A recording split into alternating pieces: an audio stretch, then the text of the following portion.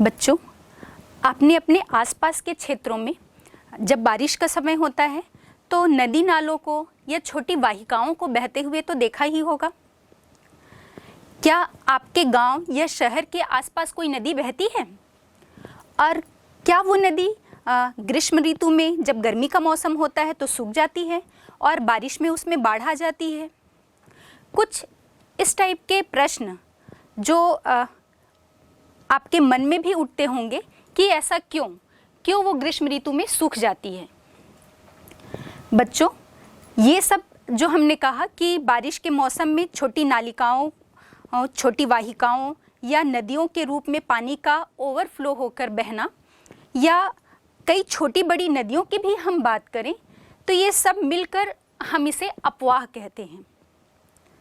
और हमारे भारत में यदि हम देखें तो बहुत सारी छोटी बड़ी नदियाँ यहाँ पर मिलती हैं। और ये छोटी बड़ी नदियाँ जो हैं, चाहे वो नदी छोटी हो या बड़ी हो, ये हमारे लिए एक महत्वपूर्ण प्राकृतिक संसाधन है। और प्राकृतिक संसाधन क्यों? क्योंकि हमें पता है हमारा भारत जो है वो एक कृषि प्रधान देश है, और कृषि के लिए चाहे वो सिंचाई के लिए हो या फसलों को बोने के लिए हो, सभी चीज़ों के लिए जल की आवश्यकता होती ही है। बिना जल के हम कृषि की कल्पना नहीं कर सकते। तो इसलिए हम कह सकते हैं कि हमारे भारत के लिए तो ये चाहे छोटी धाराओं की बात करें, वाहिकाओं की बात करें या छोटी बड़ी नदियों की हम बात करें, ये हमारे लिए एक जीवनदायिनी का काम करती है, या हमारे लिए जीवन देने वाली एक रेखा के रूप में हम इसे मान सकते हैं। तो आप समझ ही गए होंगे कि इन नदियों का हमारे लिए अध्ययन करना क्यों आवश्यक हो जाता है, क्यों इतना महत्वपूर्ण है। तो चलिए आइए हम इसी पर चर्चा करेंगे। हमारे चैप्टर का नाम है अपवाह या ड्रेनेज। आज हम अपवाह पर चर्चा करते हैं। तो अभी जैसे मैंने कहा, अपवाह का मतलब ही है कि छोटी जलधाराओं के रूप में या छोटी जलवाहिकाओं के रूप में या नालों या नदियों के रूप में जल का प्रवाह होना, जल का बहना ही अपवाह कहलाता है या ड्रेनेज कहलाता है। अब ये जो ड्रेनेज है या अपवाह होता है, किसी भी स्थान में एक निश्चित मार्ग का अनुसरण करती है। बच्चों, आप इसे इसी बात से समझ सकते हैं कि अगर आपके घर के फर्श पर आप एक गिलास या जितनी भी मात्रा में पानी गिरा देते हैं, तो यदि आपको जानना है कि आपके घर का फर्श जो है वो समान है या कहीं पर ऊंचा नीचा तो नहीं है, तो ये करने के लिए जब फर्श पर आप पानी गिराते हैं तो आप देखेंगे कि जिस तरफ ढाल होता है वो गिराया गया पानी उसी ढाल के अनुरूप फर्श पर बह जाता है। तो ठीक उसी प्रकार चाहे हम किसी भी जल मार्ग की बात करें, किसी भी जल वाहिकाओं की बात करें, नदी नालों की बात करें, तो वो हमेशा अपवाह जो है वो एक ढाल का अनुसरण करती है। हम कह रहे हैं कि निश्चित मार्ग का अनुसरण करती है, और वो मार्ग कैसा होगा? ढाल के अनुरूप जो है वो बहती है। और कोई जलवाहिका या कोई नदी नाले जो हैं, जब किसी निश्चित मार्ग या निश्चित दिशा का अनुसरण नहीं करती है तो अक्सर ये देखा जाता है कि वर्षा का जब मौसम होता है, बारिश के मौसम में उसे बाढ़ का सामना करना पड़ता है। तो ये हो गई अपवाह की बात। और आज हम अपने भारत के अपवाह पर, ड्रेनेज पर चर्चा करेंगे। इस अपवाह पर चर्चा करने के पहले कुछ छोटे बड़े टर्म्स हैं, लेकिन बहुत इम्पॉर्टेंट है, उस पर चर्चा करना हमें और महत्वपूर्ण हो जाता है, क्योंकि आगे जब हम इस अपवाह या ड्रेनेज के विषय पर बात करेंगे तो ये टर्म्स, ये शब्द जो हैं वो बार बार उपयोग किए जाएंगे, और बिना इन टर्म्स को समझे आप अपवाह को नहीं समझ पाएंगे। तो अभी हमने देख लिया कि अपवाह जो है वो जल का नदियों, नालों, छोटी वाहिकाओं के रूप में बहना अपवाह होता है। अब अपवाह या ड्रेनेज के बाद हम देखते हैं ड्रेनेज सिस्टम या अपवाह तंत्र। जब किसी क्षेत्र में अपवाह होता है तो वो एक छोटी बड़ी नदियों और उन नदियों में भी हम देखेंगे एक मुख्य नदी होती है और उसकी अन्य जो हैं वो छोटी बड़ी सहायक नदियां होती हैं, जो सभी सहायक नदियां आकर उस मुख्य नदी में मिल जाती हैं। और ये सभी नदियां जो हैं वो मिलकर एक जाल, एक तंत्र, एक सिस्टम का निर्माण करती हैं और इसे ही हम अपवाह तंत्र या ड्रेनेज सिस्टम कहते हैं। हाँ, ये जब हम ड्रेनेज सिस्टम की बात कर रहे हैं तो हम देखेंगे कि ये इसकी उत्पत्ति से लेकर उसके मुहाने तक, नदी जो है किसी भी एक स्थान विशेष से निकलेगी, मतलब एक उसका उत्पत्ति स्थान होगा और उसके बाद उसका अंत भी होगा किसी न किसी स्थान पर, चाहे वो झील हो, सागर हो या महासागर हो। तो पूरे इस नदी की उत्पत्ति से लेकर उसके मुहाने तक का जो सफ़र होता है उसमें जितनी भी सहायक नदियाँ एक मुख्य नदी में आकर मिलती हैं, उसके जल के वॉल्यूम को, आयतन को बढ़ाती हैं, साथ ही वो उस रास्ते में, उस सफ़र के दौरान जितनी भी प्रकार की स्थलाकृतियों का निर्माण करेगी, जो एक सिस्टम बनाएगी, ये सभी को मिलाकर हम इसका अपवाह तंत्र या ड्रेनेज सिस्टम कहते हैं। अब ड्रेनेज सिस्टम या अपवाह तंत्र के बाद हम देखते हैं अपवाह बेसिन, अपवाह द्रोणी या ड्रेनेज बेसिन। ये ड्रेनेज बेसिन क्या होता है? हमने अभी अपवाह तंत्र की बात की थी तो उसमें हमने देखा कि एक मुख्य नदी और उसकी सहायक नदियाँ जितनी भी उससे आकर मिलती हैं उसमें अपना जल विसर्जित करती हैं और उत्पत्ति से लेकर उसके मुहाने तक के सफ़र में जो जो स्थलाकृतियाँ बनती है, जिस प्रकार की वो संरचना या जाल का निर्माण करती है, ये सब मिलाकर ड्रेनेज सिस्टम कहते हैं, अपवाह तंत्र। लेकिन वो जितनी भी नदियाँ उसमें आकर मिल रही हैं वो पूरा एक जो क्षेत्र है, जब हम उस क्षेत्र के विषय में बात करते हैं कि एक नदी और उसकी सहायक नदियाँ जितने भी क्षेत्र से अपना जल लेकर आती हैं और मुख्य नदी में मिलाती हैं, या मुख्य नदी का अपवाह क्षेत्र जितना होता है, मुख्य नदी के साथ साथ उसकी सहायक नदियों का जो अपवाह क्षेत्र होता है, जितने स्थान से, जितने क्षेत्र से वो जल को बहा कर ला रही है, उसे ड्रेनेज बेसिन या अपवाह बेसिन जो है वो कहा जाता है। अब आपके मन में ये प्रश्न जरूर उठना चाहिए कि यदि हम विश्व स्तर पर बात करें तो विश्व में सबसे बड़ी नदी द्रोणी, रिवर बेसिन कौन सी नदी का है? तो बच्चों, दक्षिण अमेरिका में जो अमेज़न बेसिन है, अमेज़न बेसिन के द्वारा जो बेसिन बनाया जाता है, ये river basin, Amazon river basin जो है वो विश्व की सबसे बड़ी नदी द्रोणी है। और जब हम भारत की बात करें तो हमारे भारत में गंगा नदी का बेसिन जो है वो सबसे बड़ा है, इसका अपवाह क्षेत्र जो है वो सबसे बड़ा है। अब इसी में एक बात आप और समझ लीजिए कि ये जो अपवाह बेसिन या अपवाह द्रोणी आप देख रहे हैं, इस पिक्चर के माध्यम से आप समझ सकते हैं। यहाँ पर आपको दो रिवर बेसिन नज़र आ रहे हैं। एक जो है बीच में ऊंचा उठा हुआ क्षेत्र है। यदि आप इस ऊंचे उठे हुए क्षेत्र को छोड़ दें तो हम देख रहे हैं इसके दोनों ढालों पर दो नदियाँ जो हैं वो प्रवाहित हो रही हैं।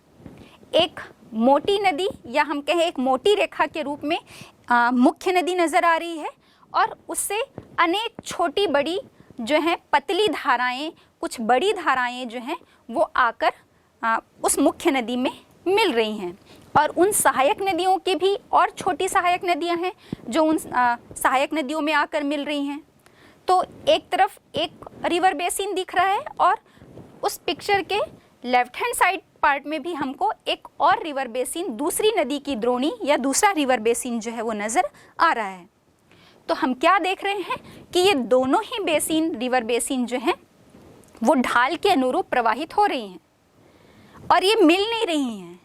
अभी ये जो ऊंचा उठा हुआ क्षेत्र आपको बीच में नज़र आ रहा होगा, जिसके माध्यम से ये दोनों रिवर बेसिन जो हैं अलग हो रहे हैं, इसे ही, इस ऊंचे उठे हुए क्षेत्र को हम जल विभाजक कहते हैं या वाटर डिवाइडर कहते हैं।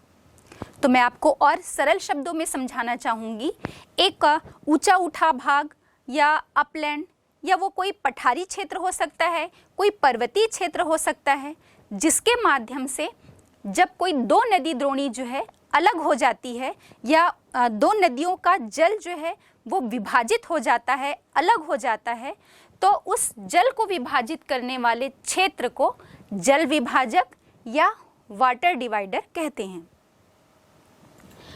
तो इसमें अभी आपने 3 टर्म्स देखे, पहला अपवाह या ड्रेनेज, दूसरा अपवाह बेसिन या ड्रेनेज बेसिन, और तीसरा जो है वो आपका जल विभाजक या वाटर डिवाइडर। बच्चों, इस अपवाह बेसिन के अंतर्गत ही मैं आपको समझाना चाहूँगी कि कोई नदी अपनी सहायक नदियों के साथ जितने क्षेत्र का जल लेकर आता है वो उस नदी का कैचमेंट एरिया या जल संग्रहण क्षेत्र कहलाता है। कभी आपसे छोटे प्रश्न के रूप में पूछा भी जा सकता है कि नदी का कैचमेंट एरिया या नदी का जल ग्रहण क्षेत्र क्या होता है, तो आप एक सरल शब्द में इसे बताएंगे, एक नदी जितने क्षेत्र का जल प्रवाहित करके अपने साथ लेकर आती है वो पूरा एरिया, वो क्षेत्र जो है वो उस नदी का कैचमेंट एरिया या जल संग्रहण क्षेत्र कहलाता है। अच्छा बच्चों, इसमें छोटी बात और, अभी हमने रिवर बेसिन की बात की थी, अपवाह द्रोणी की, तो हम देखेंगे जो बड़ी नदियां होती हैं, बड़ी नदियों के जल संग्रहण क्षेत्र को या जितने क्षेत्र से वो जल लेकर आती है वो अपवाह द्रोणी कहलाती है, और जो छोटी नदियां जिनका बेसिन होता है, जो छोटी नदियों का जो बेसिन होता है उसे जल संभर जो है वो कहा जाता है। तो यही जल संग्रहण के आधार पर इन नदी द्रोणियों को या अपवाह बेसिन को कुछ वर्गों में विभाजित किया गया है। आइए हम देखते हैं कि वो कौन कौन से वर्ग हैं। तो पहला है आपका प्रमुख नदी द्रोणी। ये एक प्रमुख नदी द्रोणी जो है एक ऐसा क्षेत्र होता है या उस नदी बेसिन का क्षेत्र होता है जिस नदी का अपवाह क्षेत्र 20,000 वर्ग किलोमीटर से अधिक होता है, उसे हम प्रमुख नदी द्रोणी कहते हैं। और हमारे भारत में ऐसी 14 नदी द्रोणियाँ जो हैं वो चिन्हांकित की गई हैं, जिसमें प्रमुख रूप से है सिंधु, सतलज, ब्रह्मपुत्र, साबरमती, माही, कृष्णा, कावेरी, गोदावरी, नर्मदा, ताप्ती, ब्राह्मणी, पेन्नार और स्वर्णरेखा। ये जो नदियां हैं भारत में प्रमुख नदी द्रोणी के अंतर्गत इन्हें शामिल किया गया है। दूसरा है मध्यम नदी द्रोणी। तो ऐसी नदी द्रोणियां जिनका अपवाह क्षेत्र 2000 से 20,000 वर्ग किलोमीटर के बीच में होता है उन्हें मध्यम नदी द्रोणी के अंतर्गत शामिल किया जाता है। और भारत में कुल ऐसी 44 नदियां जो हैं वो चिन्हांकित की गई हैं, जिसमें प्रमुख रूप से पेरियार है, मेघना है और कालिंदी, ये कुछ नदियां जो हैं वो मध्यम नदी द्रोणी के अंतर्गत शामिल की गई हैं। और इनके अलावा और भी 41 रिवर्स जो हैं वो इसके अंतर्गत शामिल की गई हैं। अब तीसरा हम देखते हैं लघु नदी द्रोणी। लघु नदी द्रोणी ऐसी नदियों का अपवाह क्षेत्र होता है जिन नदियों का अपवाह क्षेत्र 2000 वर्ग किलोमीटर से कम होता है, उन्हें हम लघु नदी द्रोणी के अंतर्गत शामिल करते हैं। और इसमें बहुत सारी छोटी छोटी नदियां जो हैं वो इस नदी द्रोणी के अंतर्गत शामिल की जाती हैं। बच्चों, हम बार बार नदी शब्द उपयोग कर रहे हैं। नदी द्रोणी, नदी का तंत्र, मतलब अपवाह, किसी नदी का अपवाह तंत्र, ड्रेनेज सिस्टम, या किसी नदी का रिवर बेसिन, नदी द्रोणी। तो नदी क्या है? नदी तो हमने देखा कि जल को जिसके साथ जल का बहाव होता है, लेकिन उसकी कुछ शर्तें होती हैं। तो हम देखेंगे कि जिन नदियों की लंबाई या जिन जलमार्गों या वाहिकाओं की जो लंबाई है वो लगभग 1.6 किलोमीटर होती है, उसे ही नदी के अंतर्गत जो है वो शामिल किया जाता है। और हमारे भारत में ऐसी कुल 10,360 नदियां जो हैं वो इसके अंतर्गत चिन्हांकित की गई हैं। तो बच्चों, ये हो गई बात, हमने देख लिया कि ड्रेनेज क्या है, ड्रेनेज बेसिन, वाटर डिवाइडर, और इसके बाद फिर रिवर बेसिन का हमने क्लासिफिकेशन देखा, और साथ ही नदी के अंतर्गत हम कितनी लंबाई वाली जलवाहिकाओं को शामिल करेंगे, इस बात पर हमने चर्चा की। अभी थोड़ी देर पहले मैंने कहा था कि नदी, जब हम नदी सिस्टम या रिवर सिस्टम देख रहे थे, ड्रेनेज सिस्टम या अपवाह तंत्र की हम बात कर रहे थे, तो हमने देखा था कि नदी की उत्पत्ति मतलब नदी का जन्म होगा किसी एक स्थान से उसकी उत्पत्ति होगी। और अक्सर हम देखते हैं कि नदी की उत्पत्ति किसी ऊंचे क्षेत्र से होती है, चाहे वो पठारी हो या पर्वतीय क्षेत्र हो या कोई अपलैंड हो, कोई ऊंची भूमि हो, वहीं से नदी की उत्पत्ति होती है। तो जहाँ से नदी के लिए जल का सोर्स मिल रहा है, उससे उस स्थान को हम नदी की उत्पत्ति स्थान कहते हैं। और उसके बाद वो अपने सफ़र के दौरान मतलब हमने अभी कहा ना कि नदी की उत्पत्ति किसी पर्वतीय क्षेत्र से होगी, उस पर्वतीय क्षेत्र से फिर वो ढाल के अनुरूप बहती हुई घाटी में आएगी, घाटी के बाद पर्वतपात क्षेत्र में आएगी, मतलब पर्वत के निचले हिस्से में आएगी, और उस निचले हिस्से से प्रवाहित होती हुई मैदान में प्रवेश करेगी। फिर मैदान के बाद अंत में वो जो है अपना जल जो है वो किसी झील, समुद्र या महासागर में गिराएगी। तो जब वो अपने जल को अंत में उसकी अंतिम अवस्था जो होती है, जहाँ पर वो किसी झील, सागर या महासागर में मिल जाती है, उसे हम नदी का मुहाना या माउथ कहते हैं। तो नदी की उत्पत्ति से लेकर उसके मुहाने तक के सफ़र में उसकी कुछ अवस्थाएं होती हैं, कुछ स्टेजेस होते हैं। बच्चों, आप इसे ठीक उसी प्रकार समझ सकते हैं जैसे किसी मनुष्य के जन्म से लेकर मृत्यु तक जो उसकी विभिन्न अवस्थाएं होती हैं, जैसे बाल्यावस्था है, युवावस्था है, प्रौढ़ावस्था है, और फिर वृद्धावस्था, और उसके बाद फिर उसके जीवन का अंत हो जाता है। और हम देखते हैं कि भाई जब मनुष्य का युवावस्था होता है, वो यूथ स्टेज में होता है, तो उसकी कार्य क्षमता बहुत अधिक होती है, और जैसे जैसे वो मैच्योर स्टेज के बाद वृद्धावस्था में आता है तो उसकी कार्य क्षमता बहुत कम रह जाती है। ठीक इसी प्रकार नदी की भी 3 अवस्थाएं होती हैं, जहाँ से उसका जन्म होता है, मतलब नदी की उत्पत्ति से लेकर उसके मुहाने तक के सफ़र में उसकी प्रमुख रूप से 3 अवस्थाएं होती हैं, और इन तीनों ही अवस्थाओं में उस नदी की कार्य क्षमता जो है वो अलग अलग होती है।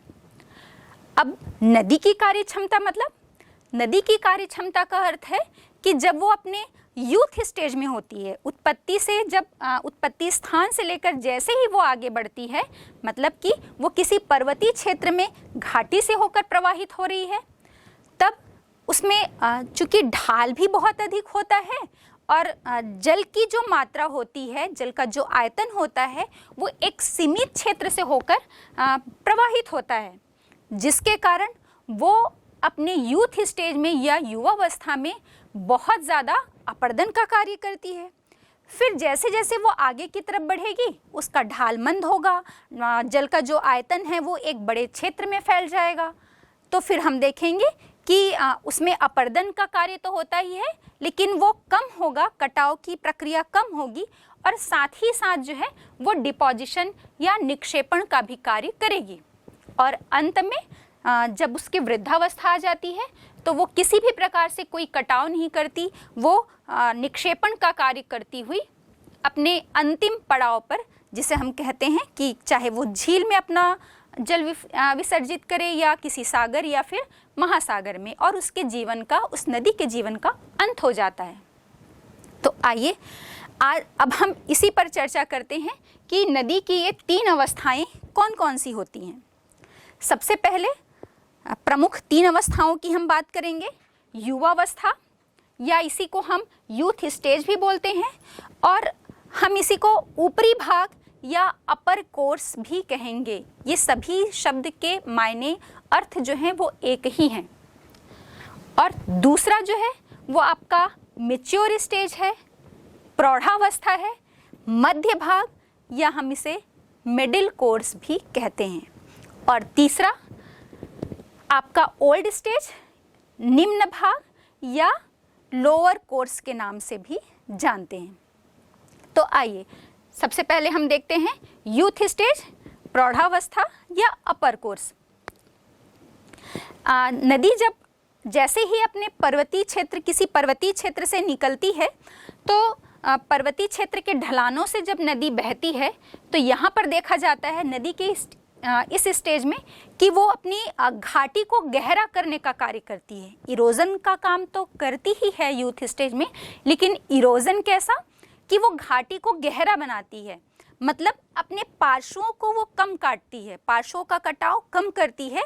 नदी अपनी तली को ही बहुत ज़्यादा कटाव करती है, या हम कहें कि तली को काटकर वो और ज़्यादा से ज़्यादा गहरा बनाने का कार्य जो है करती है। और वो इसलिए कि नदी का फ्लो जो है, नदी के जल का बहाव जो है, हम देख पा रहे हैं इस पिक्चर के माध्यम से कि एक बहुत ही संकरे क्षेत्र से होता है और ढाल भी जो है वो बहुत तीव्र होती है। तो वो बहुत ज़्यादा कटाव करके नीचे की चट्टानों को उखाड़ कर अपने साथ बहा कर लेकर जाती है। तो प्रमुख रूप से जो स्थलाकृति है जो नदी अपने इस यूथ स्टेज या युवावस्था में निर्माण करती है वो घाटी का निर्माण करती है, घाटी और जलप्रपात। तो घाटी में भी हम देखेंगे यू आकार की घाटी, जो हिमनद होती हैं वो यू आकार की घाटी, और नदियां जो हैं वो वी आकार की घाटी का निर्माण करती है।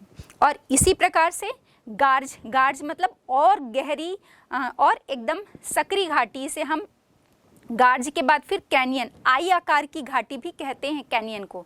तो मतलब घाटी के ही प्रकार हो रहे हैं अलग अलग, जितना ज़्यादा वो गहरा कर रही है, जितनी गहरी और सकरी घाटी का निर्माण करती है उसके आधार पर भी आकार की घाटी, फिर गार्ज और कैनियन।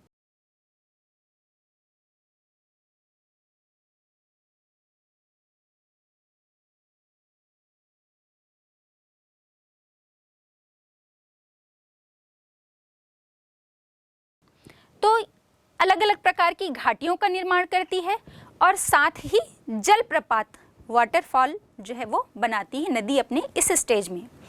जलप्रपात किसी बहुत ऊंचाई वाले क्षेत्र से जब नदी का जल गिरता है तो उसके रास्ते में जब कठोर चट्टान आ जाती है तो वो उसका कटाव नहीं कर पाती और सीधे अपने निचले भाग में, वहाँ से उस ऊंचाई वाले हिस्से से निचले हिस्से में नदी का जल जो है वो गिरता है, जिसे हम वाटरफॉल कहते हैं।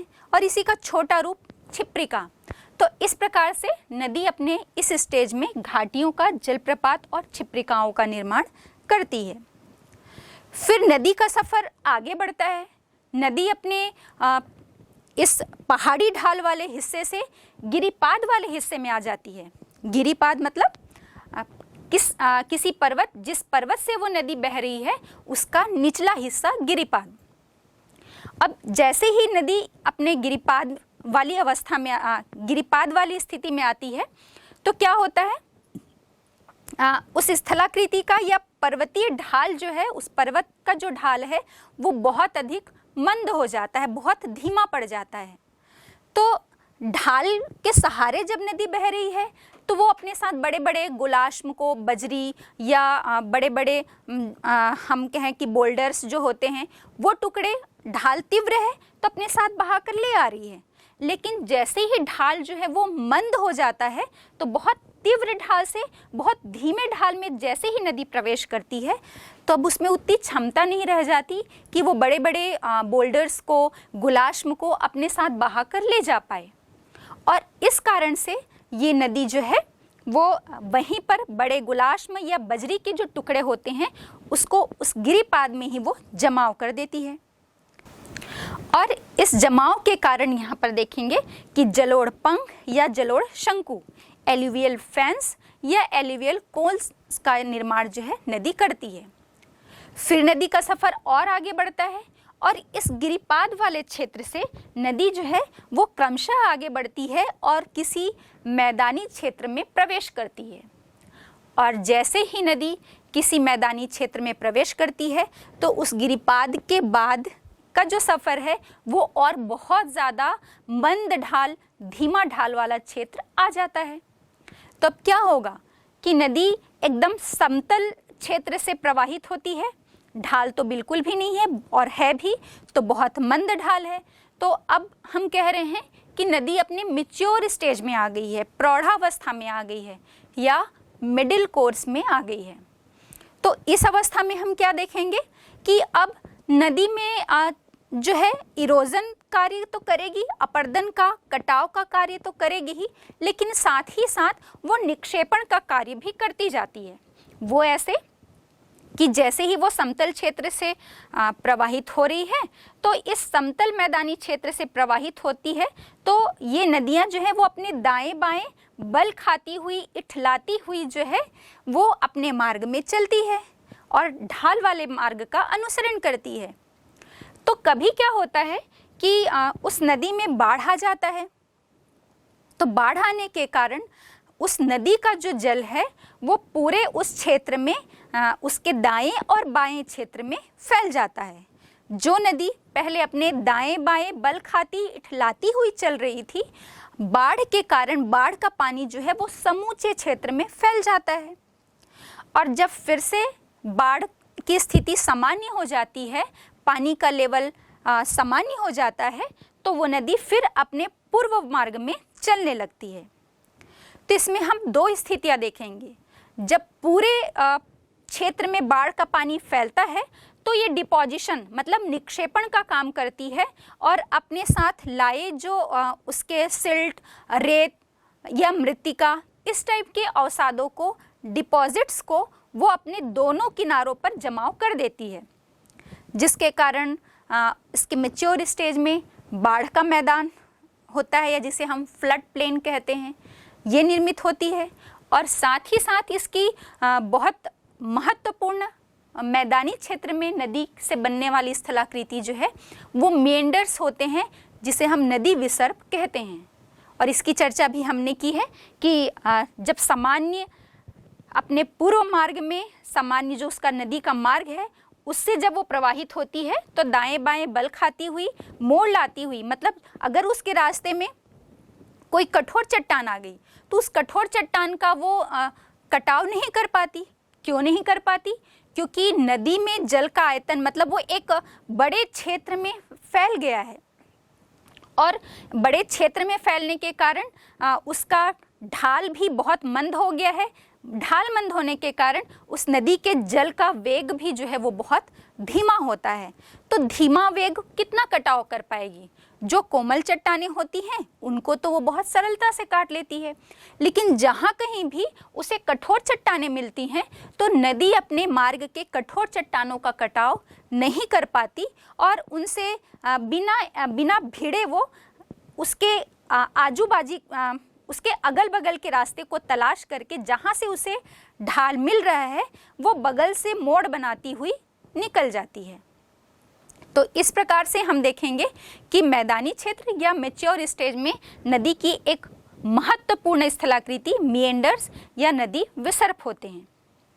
इसी नदी विसर्प में भी हम देखेंगे गोखुर झील जो है वो एक महत्वपूर्ण स्थलाकृति होती है इसी मैदानी क्षेत्र में, क्योंकि जैसे ही नदी में बाढ़ का पानी आता है और वो अपने घुमावदार रास्ते को छोड़कर पूरे क्षेत्र में प्रवाहित होने लगती है और जैसे ही बाढ़ का पानी सामान्य हो जाता है तो ये सामान्य होने के बाद नदी जो है वो अपने पूर्व मार्ग को अपना लेती है और जैसे ही उसने जो अवसादों का जमाव अपने दोनों किनारों पर किया हुआ था, क्योंकि वो घुमावदार मार्ग से बह रही है ना, तो ढाल भी उसका दो प्रकार का होगा, उत्तल और अवतल। एक तरफ उठा हुआ और एक तरफ दबा हुआ जो भाग है वो।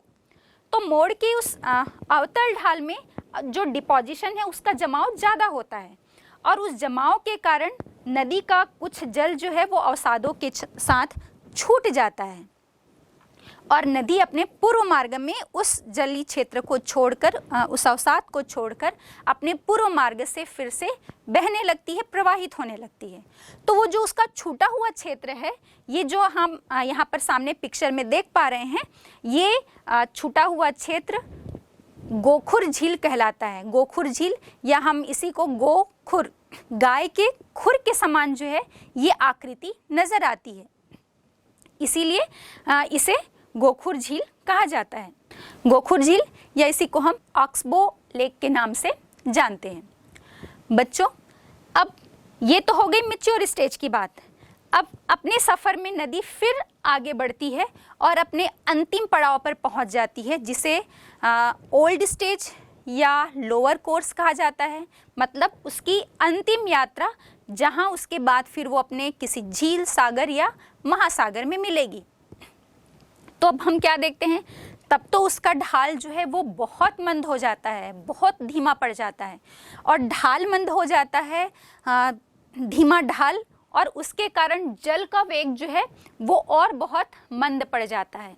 तो ठीक उसी प्रकार इस जो स्टेज में, इस अवस्था में नदी कटाव या अपर्दन का कार्य बिल्कुल भी नहीं कर पाती। अब इस स्टेज में वो सिर्फ और सिर्फ डिपोजिशन या निक्षेपण का कार्य ही करती है।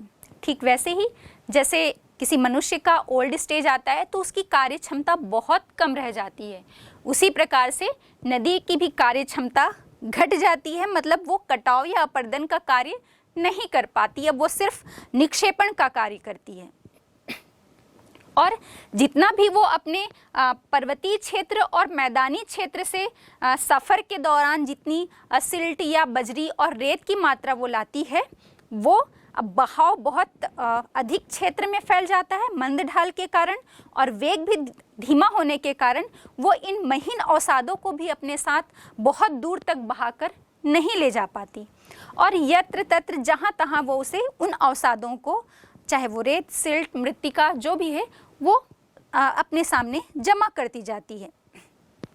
तो ऐसे क्षेत्र जहाँ पर कि समुद्र तल थोड़ा ऊंचा होता है और ढाल मंद, जल का वेग भी बहुत कम होने के कारण ये जमाव जो होता है ये एक त्रिभुजाकार आकृति में, जिसे हम जो नज़र आता है अंग्रेजी के डेल्टा अक्षर के समान, और इसीलिए ये जो बनने वाली आकृति है जो अलग अलग पूरे एक विस्तृत क्षेत्र में जहाँ नदी अवसाद का जमाव करती है और किनारों से वो निकलती जाती है, तो ये जो त्रिभुजाकार आकृति बनती है उसे डेल्टा कहा जाता है।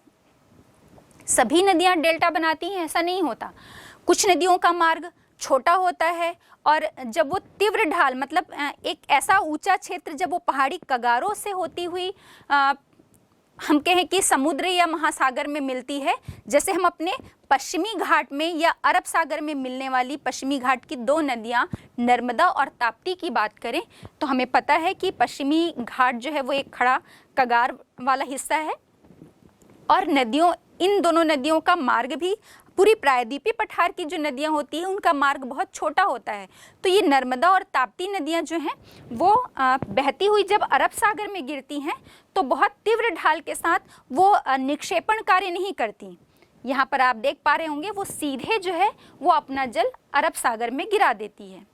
तो जहाँ पर बहुत विस्तृत क्षेत्र ना लेते हुए या अवसादों का निक्षेपण ना करके जब नदी सीधे समुद्र में जाकर मिल जाती है तो उस स्थिति में नदी जो है वो एस्चुरी का निर्माण करती है।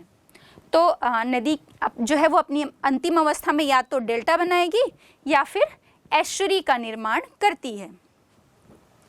तो बच्चों, हमने देखा कि नदी की ये जो 3 अवस्थाएं होती हैं, जो बिल्कुल किसी मनुष्य के जन्म से लेकर मृत्यु तक की जितनी भी अवस्थाएं होती हैं, ठीक उसी प्रकार नदी की भी उत्पत्ति के स्थान से लेकर जहाँ पर वो समुद्र में विलीन हो जाती है उसके मुहाने तक के सफ़र में ये 3 अवस्थाएं होती हैं। और ये तीनों अवस्थाएं जो हैं वो विभिन्न प्रकार की स्थलाकृतियों का निर्माण करती हैं। और कैसे करती हैं? अपर्दन के द्वारा और कटाव के द्वारा। अब आइए हम बात करते हैं अपने भारत के अपवाह तंत्र पर। हम भारत के संदर्भ में चर्चा करेंगे। भारत का अपवाह हम पढ़ रहे हैं तो हम देखते हैं कि हमारे भारत का ड्रेनेज सिस्टम या अपवाह तंत्र जो है वो किस प्रकार का है। किसी भी स्थान का जो ड्रेनेज सिस्टम होता है वो वहाँ पर मिलने वाली जो स्थलाकृति होती है, जलवायु है, अपक्षय और अपर्दन की प्रक्रियाओं के कारण वनस्पति आच्छादन जो होता है, इन सब का प्रभाव वहाँ पर उस ड्रेनेज सिस्टम पर देखने को मिलता है। और ठीक इसी प्रकार जब हम अपने भारत की बात करेंगे तो हम वहाँ पर देखेंगे कि हमारे भारत में भी यहाँ के जो अपवाह तंत्र हैं, विभिन्न नदियों का जो अपवाह तंत्र है, उसमें हमें मुख्य रूप से यहाँ की स्थलाकृति का प्रभाव जो है वो देखने को मिलता है। ऐसे तो हम बात करेंगे अपवाह तंत्र की, तो उसको हम कई भागों में विभाजित कर सकते हैं। जैसे कुछ नदियाँ बंगाल की खाड़ी में अपना जल जो है वो विसर्जित करती हैं, कुछ नदियाँ अरब सागर में अपना जल जो है वो विसर्जित करती हैं। दूसरा हम देखेंगे तो हिमालय से निकलने वाली नदियाँ, और दूसरा है प्रायद्वीपीय पठार की नदियाँ। लेकिन हम विभाजन जिस तरीके से भी चर्चा करें तो हम देखेंगे कि पूरी तरह से ये जो अपवाह प्रणाली है यहाँ की, वो यहाँ मिलने वाली जो स्थलाकृतियाँ हैं या स्थलाकृतियों में जो भिन्नता मिलती है, उसका प्रभाव ही हमें यहाँ के अपवाह तंत्र पर देखने को मिलता है।